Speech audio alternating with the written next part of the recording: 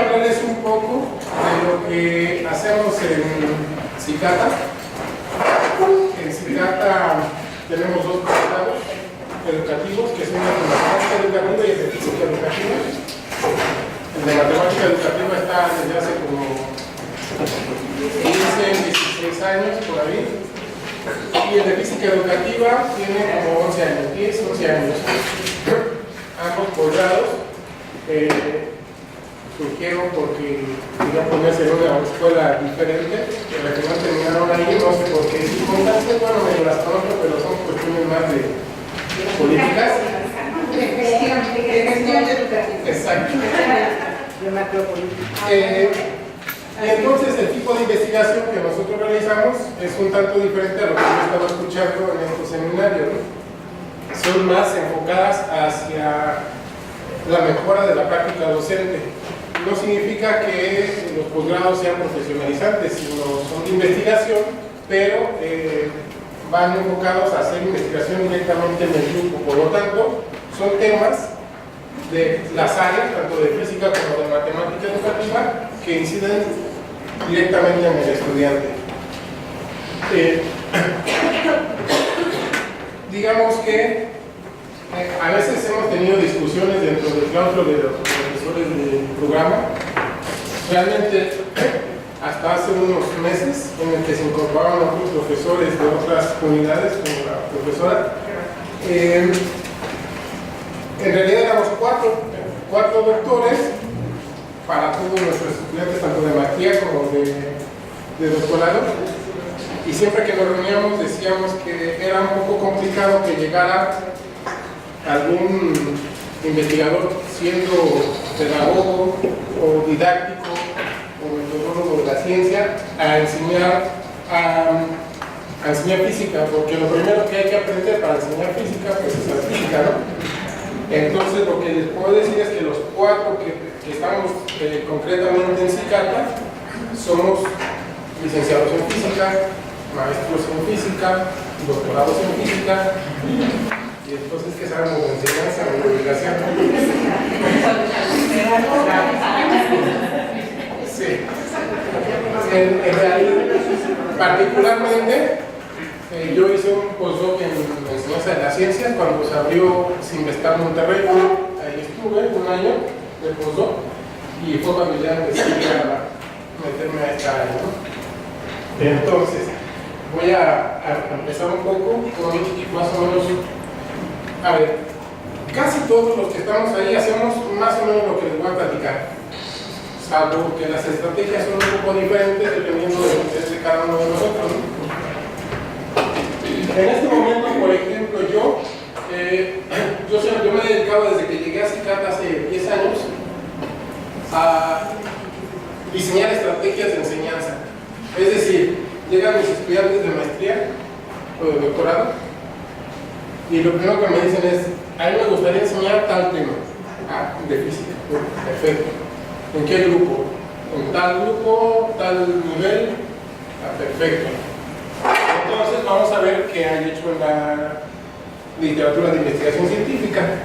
Buscamos y vemos cuáles son las estrategias que se han usado, cuáles no. Y como todo, en toda investigación social, no es como en física, que en física alguien hace algo, ya está hecho y ya no puedes hacerlo porque ya está hecho. Pero en investigación social puede ser que se haya aplicado una estrategia de aprendizaje de instrucción por pares en la Universidad de Timbuktu. Y ya entonces aquí, ¿cómo lo hacemos? Pues vamos a reproducir a ver qué pasa aquí, ¿no? Eso es como una investigación social. Entonces, en maestría se puede hacer, en doctorado hay que poner otras cosas, ¿no? Entonces yo realmente me he dedicado a diseñar estrategias, y estas estrategias, bueno, estas son clases que preparamos entre el estudiante y yo, principalmente el estudiante, que no le voy corrigiendo, y vamos viendo cómo implementarlo. Obviamente no es el diseño solamente, sino con instrumentos de evaluación para ver si efectivamente va a funcionar. De hace unos cuantos años para acá, hace un par de años, estamos incursionando en lo que se llama minería de datos educativa. Esto es algo así como que yo recolecto gran cantidad de datos de educación, y lo que hay que hacer es meterlos en algoritmos matemáticos para descubrir información que pareciera que está oculta. Bueno, realmente está oculta, es para encontrarla, es decir, no es simplemente aplicar técnicas estadísticas básicas que todo el mundo conoce, sino encontrar, como por ejemplo, a ver, les voy a poner un ejemplo, supongo que han escuchado hablar de esto, del Walmart, ¿no? Entonces Walmart tiene todos los tickets, saca toda esa información y se da cuenta de que cuando entra una cierta persona, compró tales productos a tal hora, de tal día, y todo se lo tiene registrado. Entonces va descubriendo que ciertas personas tienen el comportamiento, o la gran cantidad, que si compran esto, también van y compran esto, entonces ellos acomodan todo de tal manera que esté todo junto, ¿sí? Para que sea más fácil y les meten productos en medio para llamarles la atención. Pero todo eso es a través de algoritmos con toda esa cantidad de datos. Aquí nosotros lo que quisimos implementar un algoritmo para analizar el comportamiento de los estudiantes que ingresaban a la colegio, a nivel medio superior, a superior. Estudiamos, y cuando fuimos a pedir la base de datos a la DEMS, y a la DEMS resulta que no hay estudiantes. No, sí están, pero no la sueltan.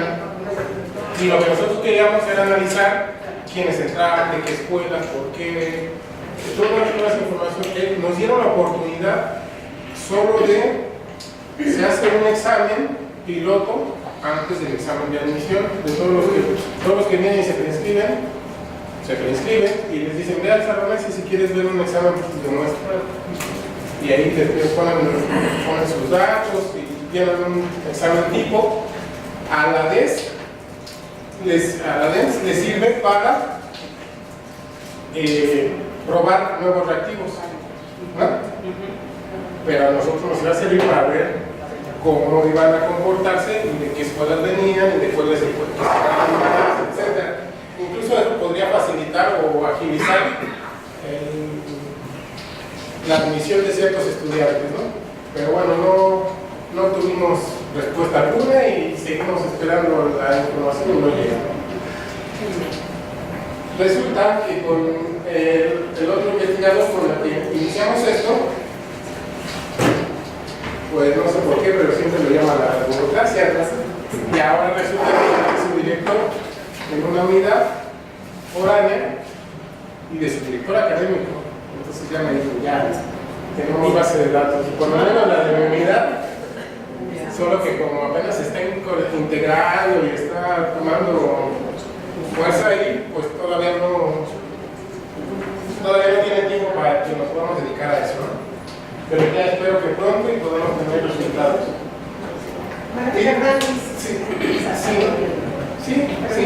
Si alguna unidad se quisiera integrar a tu investigación. Sí, no hay ningún problema. Tenemos ya estudiantes que han hecho tesis de maestría y de doctorado en la que han analizado datos de cursos masivos. Hace poco tiempo surgió la plataforma México X, si no lo recuerdan. Sí. Y entonces aquí la OPEP nos mandó llamar, no sé si nos mandó llamar, a mí nada más me dijeron, ¿no? Que hay un proyecto, hay un proyecto de hacer que el Villa Politécnico quisiera. Y entonces nosotros ya hemos tenido la inquietud de hacer ese tipo de cursos, y no sé cómo se enteraron, no sé si fue otro investigador que siempre hablaba del hablador y se metió hasta que nos llamaron e hicimos uno. Terminamos haciendo uno de enseñanza de las matemáticas para profesores. Y entonces todos los datos, que también los de México X son complicadísimos para que podamos obtener toda la información. Esa información es información de quién se conecta, a qué hora se conecta, por qué se conecta, a qué le dio clic, a qué no le dio clic. Toda esa información está almacenada. Toda esa información nos serviría a nosotros para predecir, para tener patrones etcétera, clasificar estudiantes, pero no los tenemos y no nos lo quisieron dar tampoco. Nos dieron una partecita que cuando la quisimos analizar resulta que no sirve de nada, ¿no? Pero bueno, hay estudiantes, hubo un estudiante que tomó esa, intentó, no salió información, sacamos ahí unas cuantas cosas, pero no lo suficiente para hacer bien. Entonces,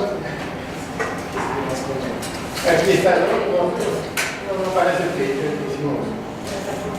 Fue esto que hicimos nosotros aquí con la web.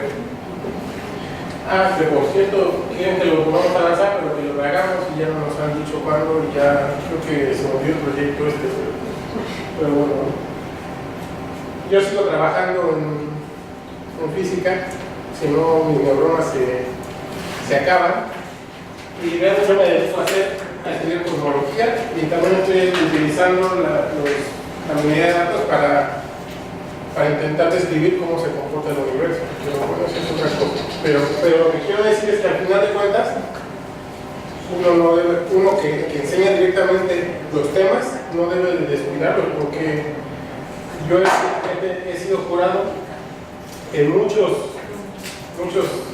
digamos que el 90% de nuestros egresados de maestría y de doctorado de física educativa, pues he sido sinodal y hacen sus tesis, hacen muy buena investigación educativa, y cuando les pregunto, oye, tu tesis se trató acerca de decirle al estudiante que es un campo físico, ¿no?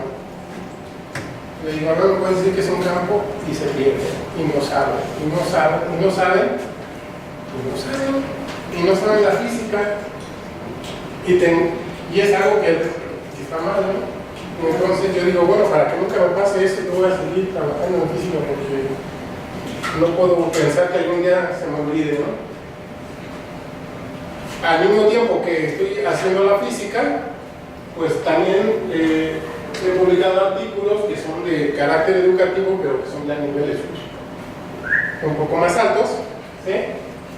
Pero se puede seguir haciendo investigación educativa en el sentido de que yo puedo enseñar lo que yo sé a nivel de investigación teórica pura a estudiantes que están haciendo tesis de maestría o de doctorado en física, ¿no? Y entonces por eso también tengo artículos en ese sentido. Entonces yo aquí les voy a platicar más o menos de cómo lo hago. Entonces yo necesito, el aprendizaje no es como cuando yo empecé a dar clase hace como 20 años, en el que me dijeron, tú vas a ir a la prepa fulanita a dar clase de física. Sí, está bien. ¿Qué temas son? Yo llego así, ¿no? Y yo llegaba sin preparar y empezaba a decir, y poco a poco me di cuenta de que estaba siguiendo el mismo modelo que mis profesores, y yo me quejaba de mis profesores, ¿no? Y no, las cosas hay que hacerlas en orden. Al final, cuando me salí de la preparatoria, fue porque los que habían sido mis profesores de prepa dijeron que como yo estaba dando física en el doctorado, que no querían que yo estuviera ahí, cuando en realidad lo que estaba haciendo era enseñarles a los estudiantes a razonar, y no a decir, a que me contestaran cuando yo les preguntara, oye, ¿y qué sabes de física? ¿Qué sabes de tal tema? Que no me dijeran, es que no me sé la ecuación, profesor. No, espérame, la ecuación no me interesa que me digas cómo explicar este fenómeno, ¿no?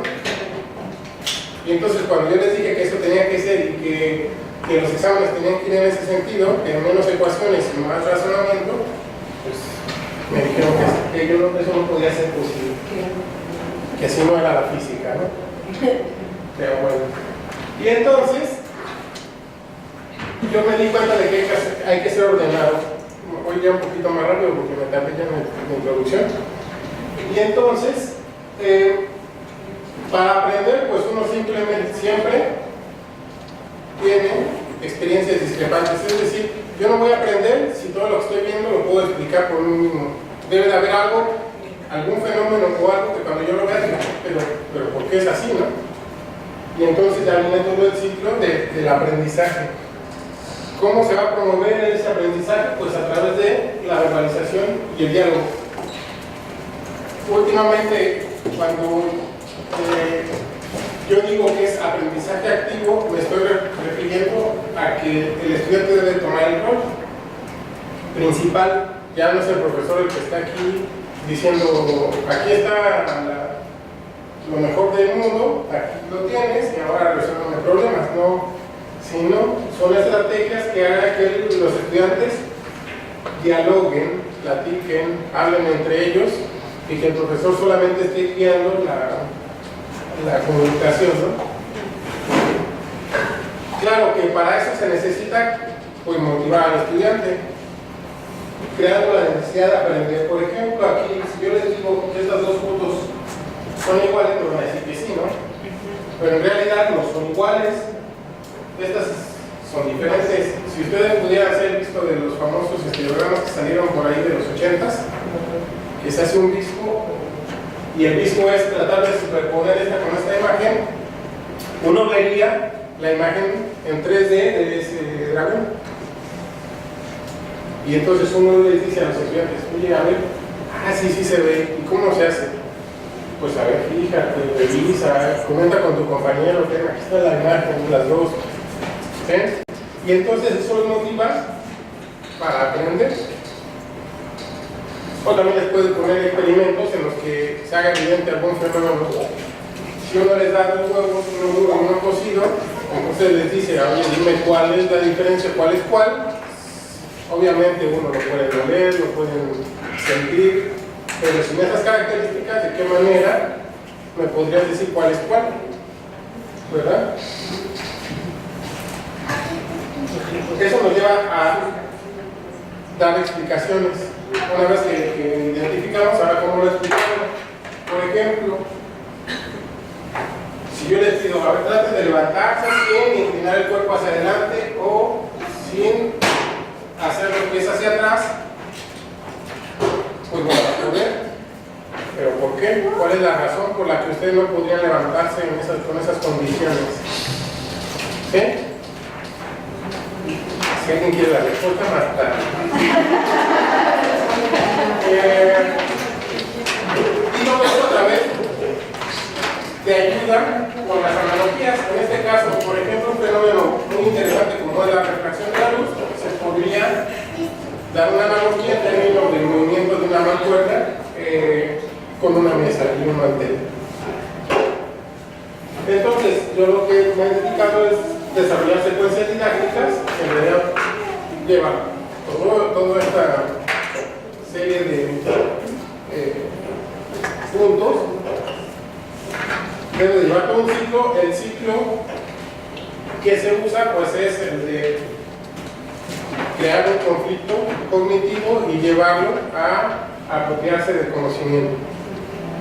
Principalmente con este artículo que publicamos, lo publicamos hace bastante tiempo, y esto nos lleva, lo hicimos en términos de que para empezar a dar una clase, nosotros debemos explorar qué saben y cómo lo saben, pero con cuestiones muy concretas y simples. Es decir, debemos de poner actividades o ejemplos o cualquier de estos temas así, pero simples y concretos. Después, cuando uno introduce los nuevos puntos de vista, que obviamente tiene que ser entre ellos, puede ser el profesor en una clase si el tema lo amerita, pero no necesariamente. Ya vamos aumentando la complejidad y la abstracción hasta llegar a la síntesis, que es ya el tema concreto en el que vamos a ver.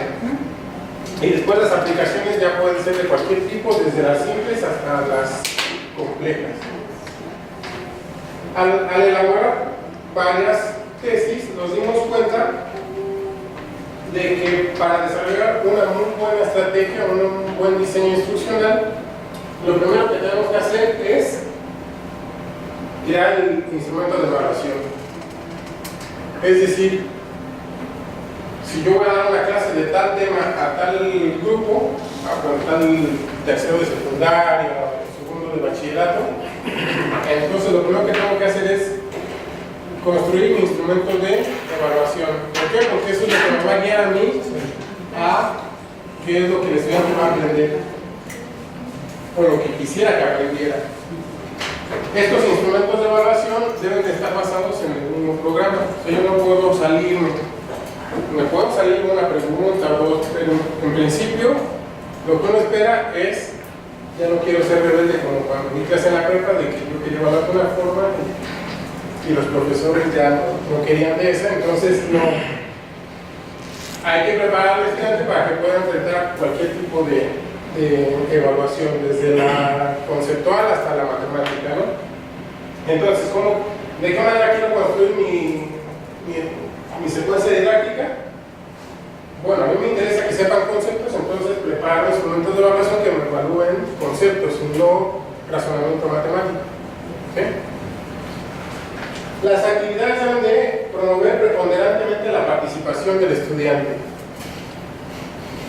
Y lo que hemos estado explorando mucho es evaluar la ganancia conceptual. Se puede muy bien en áreas de la ciencia, en física, en matemática, en física, en biología y en química, que son preponderantemente asignaturas que se desarrollan en el Politécnico, ¿no? Esta ganancia de concepto yo la evalúo con un pretest y un posttest. Un pretest previo a la implementación de la secuencia didáctica y el posttest posterior. Puede ser que haya un examen posterior al posttest para ver cuánta retención del concepto tuvieron los estudiantes después de cierto tiempo, ¿no? Estos, bueno, ahorita hablo de los test, y esto me va a indicar a mí si el estudiante adquirió o no el concepto en términos de la secuencia que estoy diseñando. Otro análisis que se hace es el factor de concentración. Generalmente los test que se aplican son de opción múltiple. Y el factor de concentración, lo que me dice a mí, lo que me ayuda a analizar son no si estuvieron bien o estuvieron mal como la ganancia, sino me ayuda a identificar cuál de las opciones contestaron bien y después cuál sigue. Es decir, toma en cuenta todas las opciones. Yo lo voy a hacer más adelante. Y dependiendo de la estrategia que yo utilice, puedo medir habilidades y actitudes con algunas rúbricas. Pero eso depende. Entonces, ¿qué tipo de actividades son las que pongo? Bueno, son estas. Me voy un poquito más rápido. Actividades de exploración inicial, que ya más o menos les dije, que son concretas y simples. La introducción de los nuevos puntos de vista es realmente construir el conocimiento, que lo hacen con ellos. Actividades de síntesis, que finalmente es que ellos mismos se den cuenta de que sí lo aprendieron o que lo están aprendiendo. Y aplicación para reforzar. Y obviamente la evaluación que se hace de la secuencia. Es decir, yo no solamente voy a evaluar al estudiante, también voy a evaluar mis actividades que estoy proponiendo.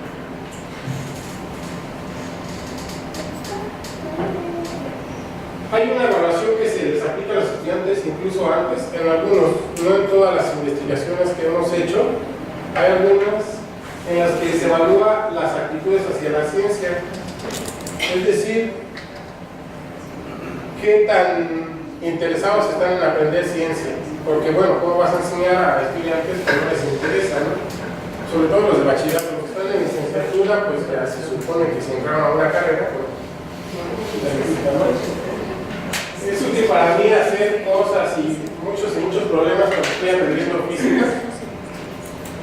Ese tipo de preguntas se les aplica el examen antes para conocer cómo están los estudiantes en cuanto a la actitud hacia aprender y entonces poder enseñar mejor las actividades. Todos estos están ya validados, este test se ha aplicado muchísimo, está en línea, uno lo puede llenar ahí, pero toda la información se le baja y lo hizo, ¿verdad? Uno lo baja y lo aplica. Sí, ellos sí estarán aplicándola. Los test no son cualquier test el que se aplica para hacer el pretest y el posttest. En realidad, uno debería utilizar test validados. Validados, no en el sentido de validados por la comunidad de profesores, siendo validados con una buena cantidad de estudiantes, ¿verdad? Claro, también se analiza por parte de los profesores, de los pares. Y hay muchos test para muchas áreas de la física, incluso de la biología y de la química. Aquí hay una página donde aparecen unos cuantos, pero en realidad uno tiene que investigar en las revistas de investigación. Y aunque ahí no dan el test en la revista, te dicen cómo fue la metodología, cómo validaron, cómo hicieron todo, pero nunca aparece el test en los artículos. Entonces ya uno tiene que ponerse en contacto con el investigador, y el investigador generalmente te pregunta, y bueno, ¿para qué lo quieres? Explícame. Y ya uno le tiene que decir todo, absolutamente todo. Y entonces cuando ya sueltan el examen, y si le pides la respuesta, pues también te dice, a ver, ¿para qué? ¿Por qué? Porque yo no te la puedo contar tan fácil. Entonces es un poco complicado. Esto se hace porque si uno quiere evaluar a la ganancia de los estudiantes, pero hace con un test que a uno mismo se le ocurrió en el momento, pues puede estar sesgado el resultado, ¿no? No es posible poder dar resultados concretos o confiables. Los test que más o menos utilizamos son como este tipo. Por ejemplo, aquí se tiene el cañón y se quiere investigar el movimiento, y entonces le pregunta al estudiante cuál de estas trayectorias es por la que cae o que va dejando la bala, ¿no? O sea, son preguntas que van más allá de ¿cómo se llama el autor de la ley de... no, o en qué año se hizo la relatividad de Einstein? No, o sea, no son preguntas así, ¿no? O hay preguntas que dicen, ¿qué es la materia? Pues no, son preguntas que lo hacen razonar. Aquí, por ejemplo, pues no es tan fácil. No sabe. Bueno, digamos, no es tan fácil poder decidir cuál es la trayectoria. Tiene que el estudiante pensar si alguna vez tiene una bala de esta forma, si aventó alguna vez un objeto y cuál fue la trayectoria que siguió. ¿Sí? Porque, por ejemplo, esta no podría ser, pero no voy a seguir más, no voy a abundar más, ¿no? Pero esta no podría ser porque así no se mueve el objeto, ¿no? Podría ser cualquiera de las otras cuatro, pero la A no. Bueno, la E tampoco. Tiene que ser alguna de las otras. Pero ahí es donde viene. A mí me interesa saber si el estudiante sabe. Y por ejemplo, puede confundirse con cualquiera de estas, ¿no? ¿Verdad? Obviamente, yo esperaría que cuando el estudiante tome una clase en la que yo le puse una actividad para que me conteste correctamente esta pregunta, pues sea capaz de decirme que es la B. ¿Verdad? Eso esperaría, pero no siempre se puede. Entonces, yo lo que calculo aquí es la ganancia conceptual, que no es otra cosa más que calcular este numerito que está aquí. Y este numerito no es otra cosa más por pregunta. Entonces yo tomo la pregunta, ¿cómo es la pregunta? Se lo aplico a 30 estudiantes, por decir, ¿no? De estos 30 estudiantes, uno me contestó aquí, uno aquí, 10, etcétera, ¿no? Pero fueron, antes, sin que supieran, fueron 5 aquí. Entonces, si fueron aquí 5 de 30, ¿no? Entonces, esta cantidad, perdón, eso fue antes de la implementación. Después de la implementación les vuelvo a aplicar el mismo examen, la misma pregunta, y a lo mejor ya contestaron 10 la opción B. Entonces fueron 10 de 30. Entonces este es el porcentaje, 10 de 30, pues es el 33%, ¿no? Entonces aquí va punto 3. Y aquí eran 5 de 30. Entonces va 5 de 30. Ahí va. Aquí le pongo 30 menos 5. ¿Eh? 30 es el total, porque está en porcentaje. Entonces lo único que me está midiendo este número no es otra cosa más que la diferencia. Bueno, primero contestaron un 5 y luego contestaron 10, ¿no? Pero está normalizado a cuántos no respondieron bien. O sea, no es tan simple el decir tantos menos tantos, ¿no? Sino normalizado respecto de los que no contestaron bien. Y entonces, dependiendo del valor que salga, ¿sí?, uno puede determinar si estamos en una enseñanza tradicional. Hemos tenido discusiones sobre el término tradicional en la enseñanza. No podemos tradicional, cuando uno dice enseñanza tradicional, pues a qué se refiere exactamente, ¿no? Entonces generalmente contestamos es como me dieron clase mi maestro.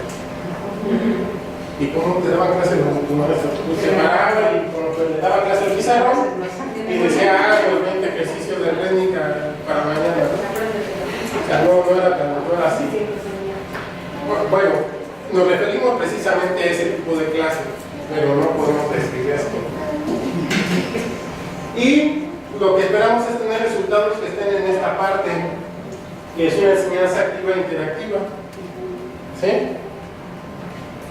El factor de concentración, que es la otra prueba que hacemos, es en términos, se ve muy complicada la ecuación, pero no es otra cosa más que calcular la dispersión de las respuestas en todas las opciones. Eso es lo que me está calculando. Es decir, si este numerito C toma el valor de 1, quiere decir que todos los estudiantes están contestando la misma respuesta, la misma opción. Puede ser que sea la incorrecta, o puede ser que sea la correcta, pero es 1. Y este número, cuando es 0, quiere decir que nadie está contestando la opción adecuada. Perdón, están dispersas completamente, ¿verdad? Es decir, que si son 5 opciones, pues están contestando la misma cantidad cada opción. Bueno, ya es lo que acabo de decir, ¿no? Y generalmente se pone en una gráfica de este estilo, ¿sí?, en donde nosotros esperaríamos que el estudiante, esta es la calificación, score, acierto, y califica la pregunta, y esta es la cantidad C que acabo de decir, y el factor de concentración. El factor de concentración igual a 1, estamos aquí o estamos aquí. Y estamos aquí, la calificación es 10. Quiere decir que el estudiante contestó correctamente, contestó una opción. Si estamos aquí, contestaron todos la misma opción, pero el de calificación 0, entonces quiere decir que no contestaron mal todos, ¿no? Entonces uno espera, cuando uno hace pretest antes de la estrategia didáctica, pues generalmente los estudiantes están en esta zona. Esta zona lo que nos indica es que tienen una baja concentración, es decir, que las opciones están dispersas, contestaron dispersamente, y obviamente la calificación es baja. Este es el eje de calificación. Entonces uno generalmente ve que en el pretest están aquí las respuestas. Y lo que uno quiere con la estrategia didáctica es llevarlos a esta zona, que por cierto está muy delgadita, o sea, donde van a entrar ahí, un poco el margen que hay para que se logre eso. Pero uno espera que lleguen acá arriba, ¿no? Bueno, ya esto es la excelencia llegar aquí, ¿no? Casi nunca se logra. En cuanto a rúbricas, bueno, nos sirve para hacer una investigación un poco menos cuantitativa, como hasta ahora. Tiene que ser más cualitativa, aunque tiene un cierto grado de cantidades, ¿no? Generalmente se usan las tradicionales rúbricas y también usamos lo que se llaman los diferenciales semánticos, sobre todo para evaluar, en este caso, si tienen que hacer alguna actividad de laboratorio, si tienen que trabajar en equipo, etcétera, ¿no? Y esto es para ver si las actividades que uno les está poniendo las toman bien ellos. Entonces, bueno, yo traía 3 ejemplos de implementación. Realmente voy a hablar solo de uno, que es el de Silvia, y de aquí les voy a decir cómo fue el de Diana. El de Silvia tuvo que utilizar cómics para enseñar física. Y van a decir, ¿cómo cómics? Entonces ella llegó y dijo, yo quiero enseñar circuitos eléctricos. ¿Y cómo lo quieres enseñar? Bueno, yo vi que hay cómics, quiero hacer un cómic. Le digo, a ver, ¿quieres hacer un cómic? Pero hacer un cómic es difícil porque necesitas saber dibujar, necesitas tener tus personajes, necesitas enseñar bien, es decir, en los globos poner la información realmente concreta y adecuada, ¿no? Y entonces ya que empezó a ver todo eso, dijo, no, mejor déjame primero ver si funcionan los cómics para que los estudiantes aprendan. Digo, ah, perfecto, pues sí, eso es lo primero que tienes que hacer. Si no funciona, ¿para qué quieres hacer un cómic? Y entonces eso fue lo que hizo. Buscó y se encontró por un puñado de papel. Entonces se puede enseñar física con cómics. Aquí hay cómics. Se puede enseñar intensidad de corriente. Se puede enseñar resistencia. Y todo mediante diálogos. Entonces para el estudiante no se le hace tedioso, ¿no? Al contrario. Y bueno, así está todo el cómic. Obviamente no es mexicano.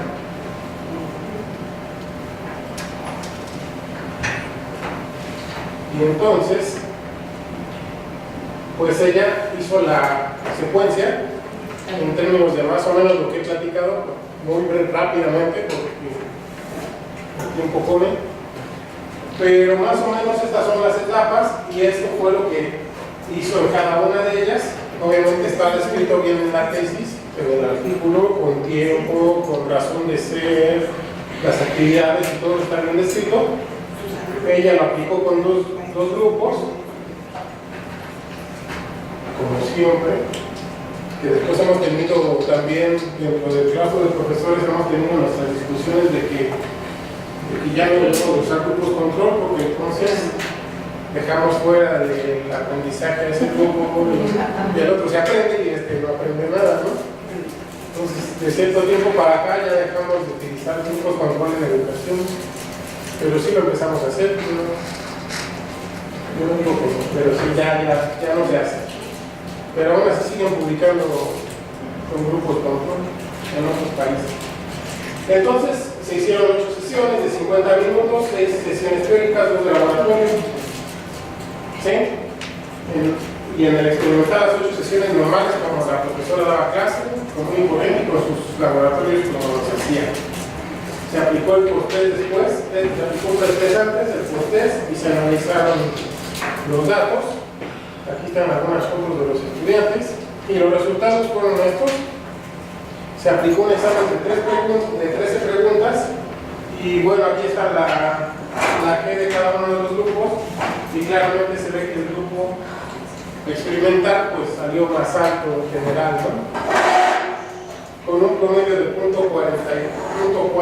y .4 me dice a mí que estoy en la zona en la que el estudiante no está recibiendo una enseñanza tradicional, lo que sí ocurre con las otras.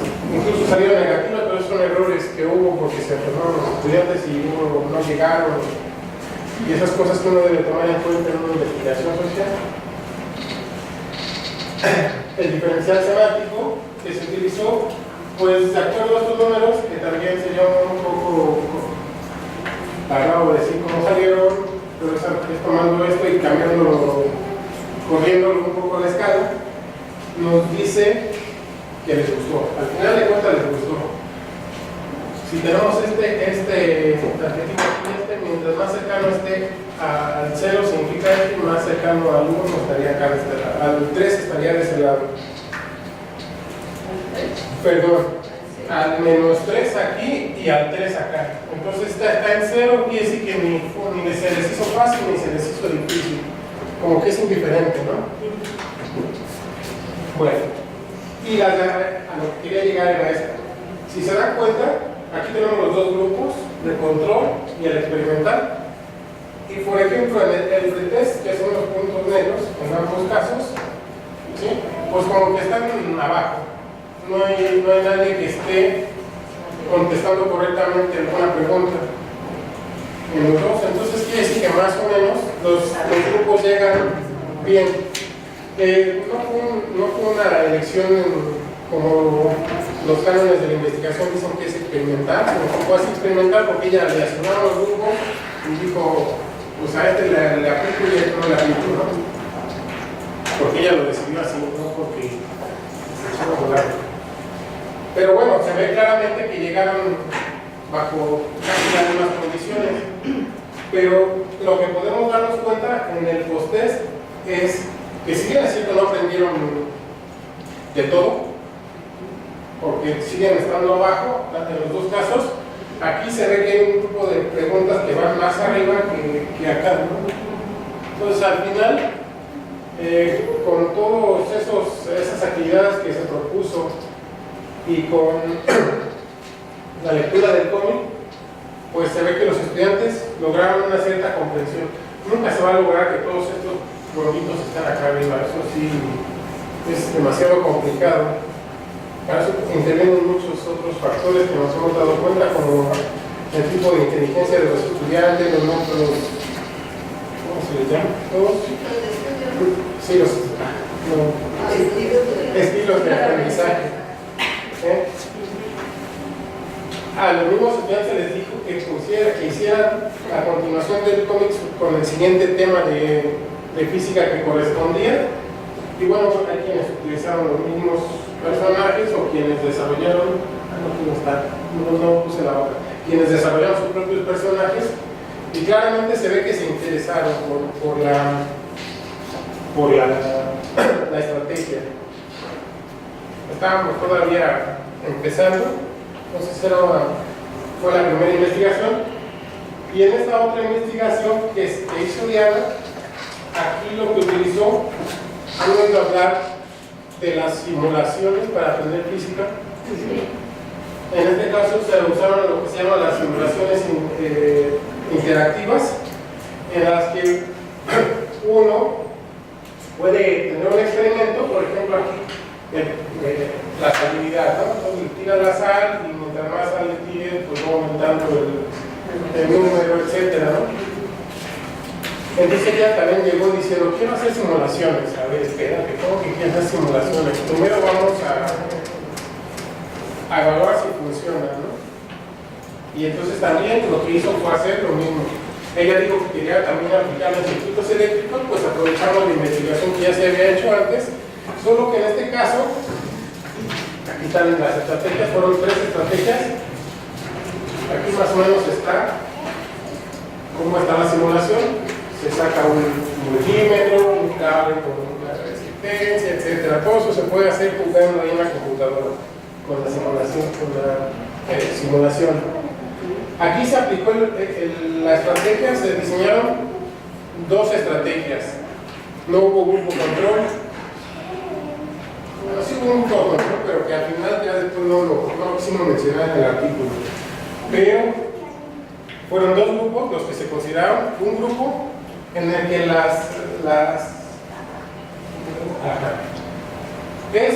esta actividad está en la simulación.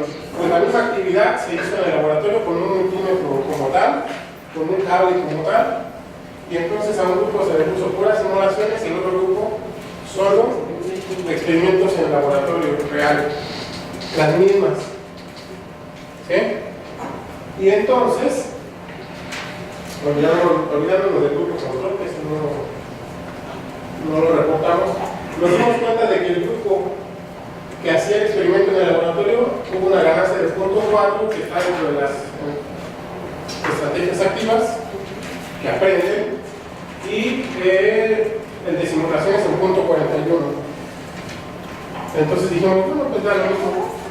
Pero pensándolo bien, la conclusión que damos en el artículo, y con esto termino para unas cuantas preguntas, la conclusión a la que llegamos fue que el estudiante sí aprende entrando al laboratorio o haciendo los mismos experimentos con simulaciones en computadora. Entonces, pues da igual si los llevamos al laboratorio o si los ponemos frente a la computadora a hacer simulaciones. O sea, sería lo mismo. Entonces, para aquellas escuelas en las que no cuenten con laboratorio, pues simplemente los llevas a las computadoras, ¿no? O los que no tengan computadoras con conexión a internet, bueno, no necesariamente porque estas se pueden descargar, pues las llevas al laboratorio. Lo único malo es que las habilidades que los estudiantes adquieren son diferentes. ¿Sí? Realmente todos tienen las habilidades para las simulaciones, porque ya son niños de la era digital, ¿no? Entonces, ponerlos a hacer simulaciones es como sacarlos de su entorno educativo y decirles: toma el celular, haz la simulación que está aquí, que descargué, que ya se la pasé a todos por celular, y es mejor que decirle: guarda el celular y escóndelo porque estoy en clase, ¿no? Claro, lo que decía el profesor hace el seminario pasado, ¿no? ¿Sí? Que con el WhatsApp. Pero cuando van al laboratorio lo ven como obligación, como parte de la educación, y viene un cierto rechazo. Entonces yo creo que ahí hay que jugar. Nosotros quisimos hacer una estrategia en la que se combinaran estas dos para ver si aumentaba este número, pero bueno, Diana ya ahora sí quiso hacer sus simulaciones, y en el doctorado mejor se fue con el grupo que hizo esas simulaciones. Se fue a la Universidad de Colorado, ahí está ya ahorita haciendo simulaciones, y a ver cómo le va. Bueno, pues si tienen alguna pregunta.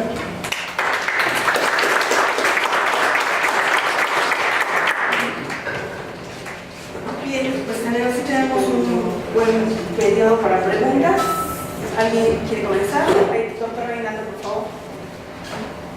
¿Cuáles son los criterios, las características de los test que utilizas para elegir, para diferenciar cuál te puede servir más para la investigación? Lo primero que hacemos es buscar en la literatura, en las revistas, si ya hay un test sobre el tema que vamos a estudiar. Si hay un test, se analiza si está publicado, obviamente dice a cuántos estudiantes se lo aplicaron, cuáles fueron las pruebas de validación que les hicieron, si se utilizaron pruebas de alfa-tromba, todas estas pruebas estadísticas que se hacen. El doctor Mario Ramírez, el coordinador de física educativa, él tiene un estudiante que se está grabando ahorita que está desarrollando un test, y dice que los 4 años que lleva el estudiante de doctorado todavía no puede terminar de hacer el test porque no tiene a quién aplicarse, ¿no? Pero realmente son esos de la literatura que ya están publicados y que se supone, al estar publicados y al haber sido una revisión por pares, que ya están validados, son los primeros que utilizamos. Suponte que no haya ninguno para el tema que nosotros vamos a enseñar. Entonces, pues lo que hacemos es desarrollar preguntas del tipo como esta que les puse como ejemplo, y lo aplicamos a un grupo pequeño. Por ejemplo, si el estudiante de maestría o de doctorado está frente al grupo, pues le decimos: bueno, ya hiciste unas preguntas, más o menos ya las revisamos con el otro profesor, creemos que son adecuadas, pero no sabemos si son fiables para la investigación. Entonces, ¿qué te parece si el próximo semestre tú aplicas la estrategia, pero este semestre aplican ese examen y se les hace una prueba rápida con alfa-tromba, con el factor de concentración? Y si el factor de concentración resulta que salen todos por la parte baja, que están contestando dispersamente, nosotros lo tomamos como un test no validado, pero que puede ayudarnos a evaluar ese concepto. Son los dos criterios que Sí, principalmente buscarlos.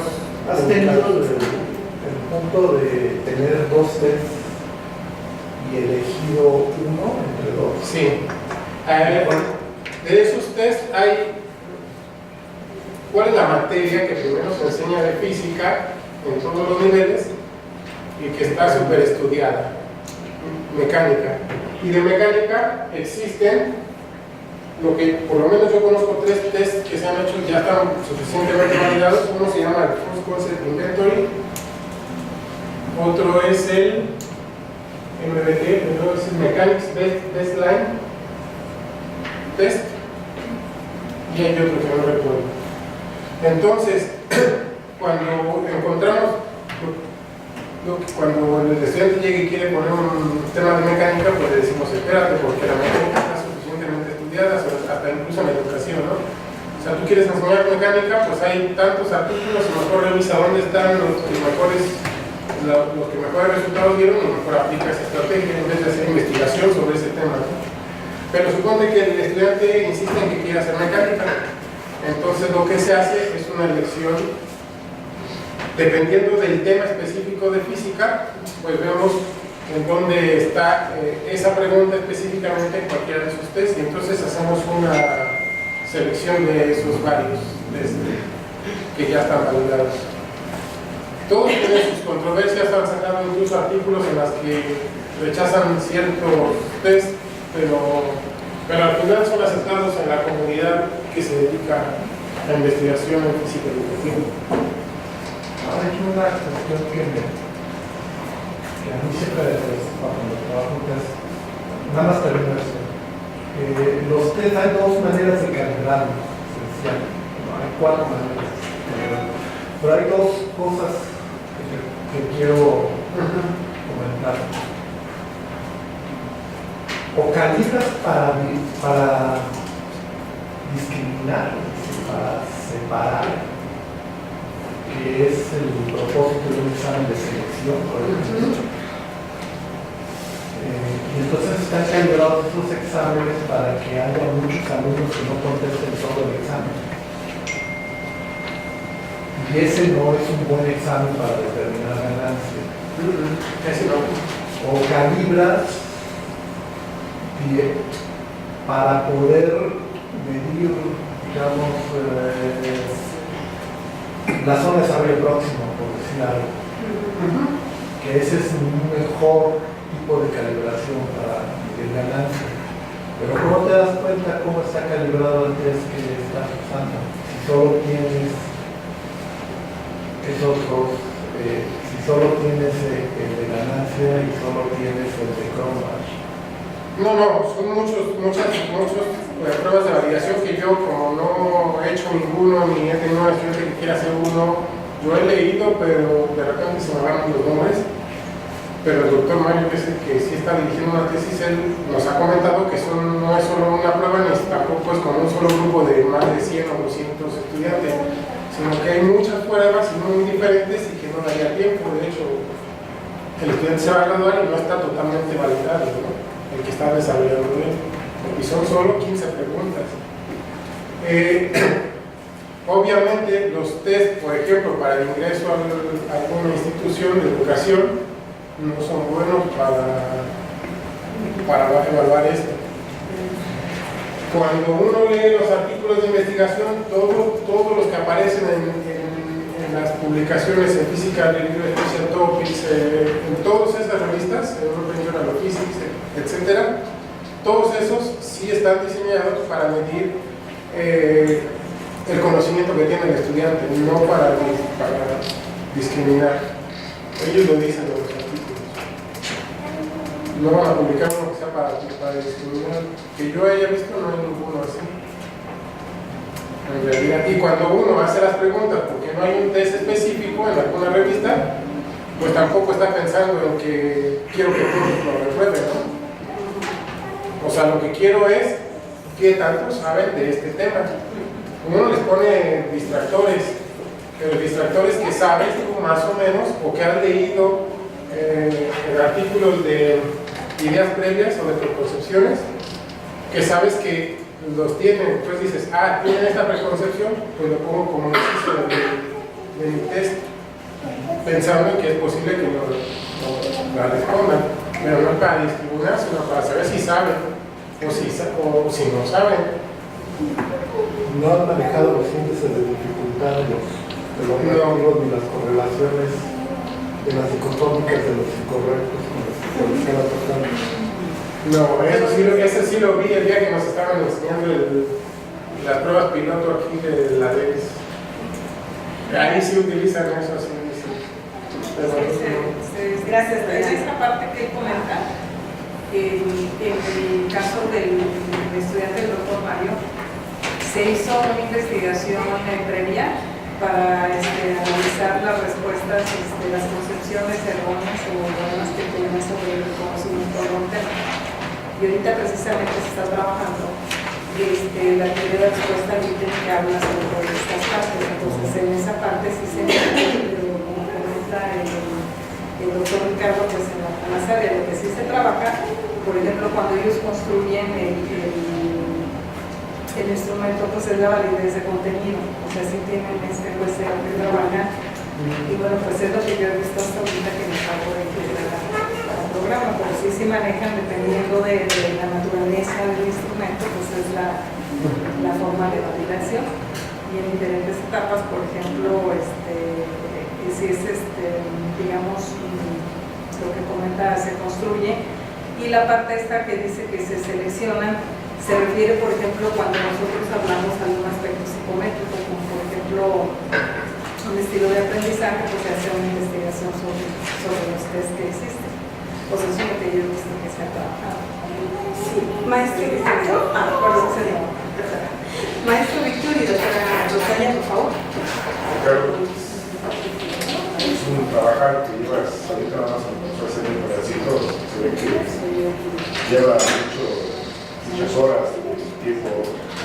Lo que en el mismo afán o tenor de que hemos estado trabajando en el seminario con respecto a la gestión del día de hoy, con respecto al propósito del seminario que se está buscando como soy respetable del concepto, y que ante las necesidades que demanda la investigación, ves que hay puertas cerradas en sacar información. Creo que sería una buena oportunidad que pudiéramos los profesores del área que estuvieran más en comunicación con los investigadores, porque lo que tú haces es lo que se demanda del instituto, los profesores del instituto, ¿no? Son profesores que dan clase, debemos enseñar, ¿no? Los profesores deben dar clase, deben investigar dentro de esta educación para toda la parte previa, la parte de las clases, qué tanto se fuerza efectiva institucional, que sería una invitación a que esta red se hiciera más grande con ese mismo tenor, se invitara más gente. Ustedes se conocen a profesores del instituto que trabajan en física, que se incorporaron de manera paulatina a proyectos de investigación de tan alto nivel como ustedes manejan, porque sabemos que no podemos ser docentes, investigadores tan fácilmente toda la masa crítica del instituto, pero sí se puede alimentar a la investigación para dar mejores propuestas de resultados con el instituto, ¿no? Te felicito por el trabajo. Sí, realmente este tipo de... yo he visto seminarios aquí que no son muy apegados a lo que yo vine a decir, ¿no? Pero esto sí, como tú dices, está ya más en contacto con el quehacer del Politécnico. Sin embargo, el hecho de hacer una estrategia, una secuencia didáctica, un diseño instruccional, tampoco es para que el profesor se detiene del trabajo, porque si de por sí se quejan porque solo tienen 19 horas o 39 horas y decirle que hagan, no. Una estrategia que pueda diseñar por semestre estaría adecuada, ¿no? Y además que le pudieras decir cómo evaluar rápidamente y ver si tus estudiantes están o no están comprendiendo. Tampoco se trata de ponerlos ahí con pruebas estadísticas complicadas, ¿no? Esta prueba es tan simple como que una hoja Excel te lo hace en 2 minutos, nada más llenándolo, ¿no? Y sería bueno porque el profesor se daría cuenta, les aplica el examen en la clase de hoy, son 15 preguntas, tienes 15 minutos para resolver tu test, me lo das, me voy a la casa rápido, lo vacío, o hago una página web donde esté el test y ya automáticamente me guarda la información, y al otro día el profesor ya sabe entre qué preguntas fallaron, cuánto. Eso es simple, y eso es un proyecto que teníamos con un estudiante que se fue de doctorado, en el que fue el primero que grabamos con unidad de datos, y ese le dijimos, bueno, es un sistema web para que lo pueda usar cualquier profesor en donde le dé la ganancia y le dé el control de concentración, las gráficas, siempre y cuando te meta a ti el archivo Excel con las respuestas, con los numeritos. Ya si te lo pone, automáticamente que lo inserte, le da a calcular y te saque todo. El problema es que si tenemos el sistema, está ahí guardado, está programado, lo tiene Daniel, pero no lo hemos sacado porque queremos que sea más robusto para ponerlo a disposición de todo. Y eso sería interesante que con todos los profesores lo pudieran usar. Y alimentaran a Bueno, eso pues vamos a dejarlo como que sea nuestra ganancia. ¿Hay dos preguntas? Doctora Esperanza y doctora. Sí, quiero ser breve porque nos quedan 10 minutos. Bueno, me parece interesante el campo de trabajo y usted mencionaba que están haciendo, trabajan en la maestría en matemática educativa y física educativa y que concretamente usted y me parece que 4 integrantes se dedican a secuencias de didácticas y me supongo que son con diferentes modelos, estrategias, ¿no? Y también por ahí en su diapositiva pusieron que tienen 15 artículos publicados. Sí. Entonces, si son esos 15 artículos publicados y son de secuencias didácticas y todo eso, pues sería otra vez la misma invitación que hizo un partido. O sea, como para dar a conocer eso que ustedes tienen, ¿no? Y que a lo mejor pudieran ser los coordinadores de esa línea. Acuérdense que tenemos 17 campos temáticos en el COMIE y una de ellas es didácticas específicas, entonces a lo mejor podríamos trabajar el de didácticas específicas y de matemática educativa, analizando y buscando cuáles son las investigaciones que ya tienen publicadas, para que una vez que se tenga el diagnóstico poder hacer propuestas de N cosas que se pudieran hacer, ¿no? Porque a lo mejor no nada más ustedes hacen este tipo de trabajo. Ya una vez que se tenga identificado, a lo mejor por ahí hay alguna otra escuela o algo que también tenga algo publicado relacionado con el tema que ustedes trabajan. Solamente sería la invitación. Y quisiera agregar algo rápidamente. Ahorita se están dando unas conferencias a nivel nacional, porque todos los cambios que está habiendo con el cambio de la política pública, etcétera, etcétera. Y entonces, preocupados y ocupados en relación a lo que está pasando en el campo de la educación, hay 17 o 18 conferencias magistrales que se están dando en diferentes lugares, en diferentes días, diferentes horarios, diferentes temáticos, y todos organizados por una gente de gentes muy especializadas en el tema. Entonces, me voy a permitir darle a Iliana para que nos haga favor de escanear, o yo se lo escaneo, o se lo mandamos, para que ojalá ustedes puedan acudir a este tipo de conferencias magistrales que hay, para que nos demos cuenta también e irnos interrelacionando con otros compañeros que hacen fuera del Politécnico también investigaciones para el bien de los pares. Y por otro lado, ya ves que tenemos lo del Foro de Investigación Educativa. Me pidieron, porque bueno, no sé si les había comentado, pero estoy ahorita trabajando en COMIE, precisamente para la organización de los estados del conocimiento. Entonces estamos viendo varias cosas, pero se acercó conmigo la actual secretaria general del COMIE y me dijo que qué posibilidades había de que en el Politécnico diéramos un espacio para que se trabajara el tema de educación comparada. Entonces ellos vendrían con los ponentes, con todo. Yo les dije que en relación al seminario que vamos a tener al foro, que a lo mejor podría ser ahí, porque localizar a la gente interesada en el campo, en el Politécnico, no es tarea sencilla, ¿no? Entonces solamente nos acercamos cuando están los foros o como esta situación. Entonces, si ustedes me lo permiten, pues a lo mejor podría yo ponerles en contacto para que de alguna manera a ver si se puede hacer algo previo, un día antes, un día después, o dentro del marco del foro, porque a mí me parecería que serían mucho los trabajos que se hacen en el Politécnico. Entonces, esas cosas quería yo comentarlas, independientemente de que creo que ya está otra convocatoria para el segundo seminario, y también la propuesta que les quería hacer es que fuera un seminario itinerante y y ojalá que el siguiente o que lo albergue la ESCA o si no el CIECAS, para que vaya siendo en sedes diferentes, porque bueno, pues ahorita a mí me toca atravesar toda la ciudad, a lo mejor no les queda bien cómodo aquí, pero además con este trabajo que debemos de hacer de manera horizontal, a lo mejor que el otro seminario fuera en otra sede, nos vendría bien, y luego que nos vayamos a otra, y luego a otra, para que nos vayamos dando a conocer, nos vayamos interrelacionando, es simplemente una propuesta, ¿no? Sobre todo, pero es que sigue, si no ya se van todos y ya no. Sí. Que nos quedan 5 minutos. Cuando puse 15 artículos son solo los míos. En realidad, cuando contamos los de todo el grupo de física educativa, yo creo que sí alcanzaba, estamos llegando a los 60, 70 más o menos. Entonces sí tenemos... En revistas indexadas, como los piden en la CIP y todo ese rollo. Indexadas y JCR estaremos como en 10%, pero sí hay.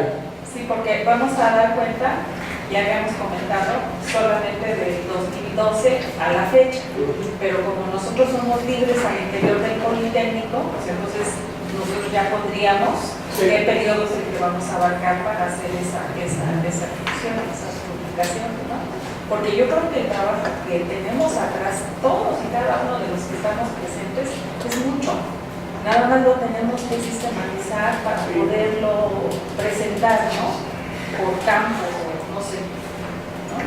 Doctora Silvia, por favor. Sí, yo solamente quiero hacer un comentario respecto a la cuestionamiento que se nos da sobre sobre si los instrumentos que utilizas son bien altos o de calidad.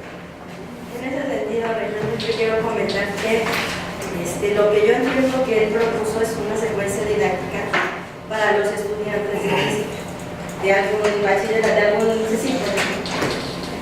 Y la cuestión que tú consultas es sobre, ya muy concretamente sobre los instrumentos de evaluación. ¿Qué tipos de pruebas se les hacen a los instrumentos de evaluación? Por ejemplo, el índice de dificultad, si hay un análisis de similaridad, si hay fiabilidad, si hay de validez.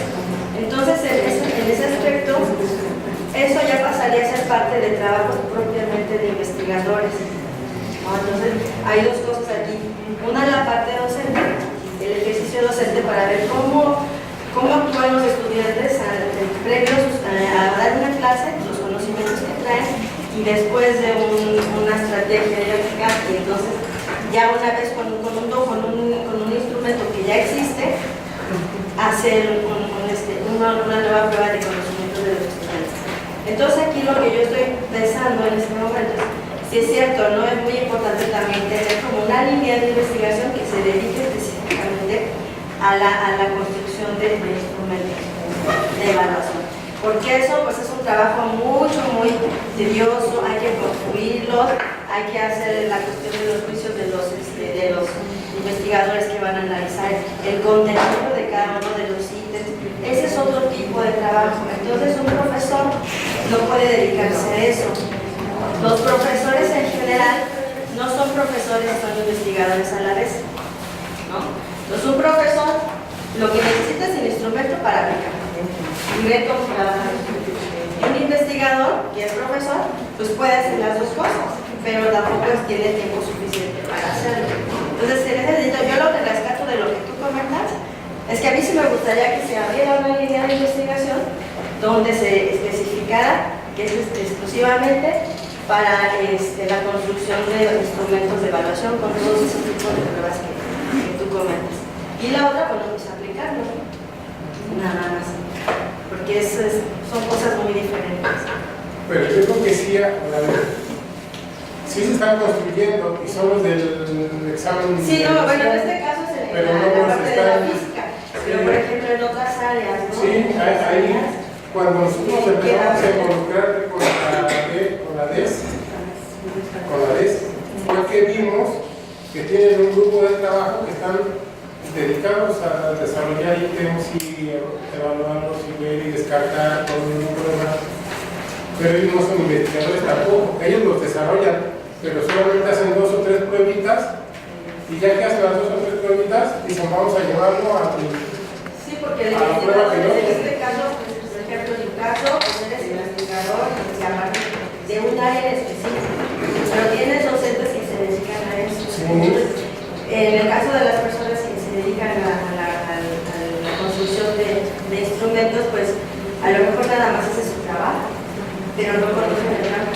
Aquí es lo que, a lo que yo El punto de no quería hacer una el gap es algo tan pequeño, es algo tan sensible, que cualquier varianza de error puede confundirse con gap.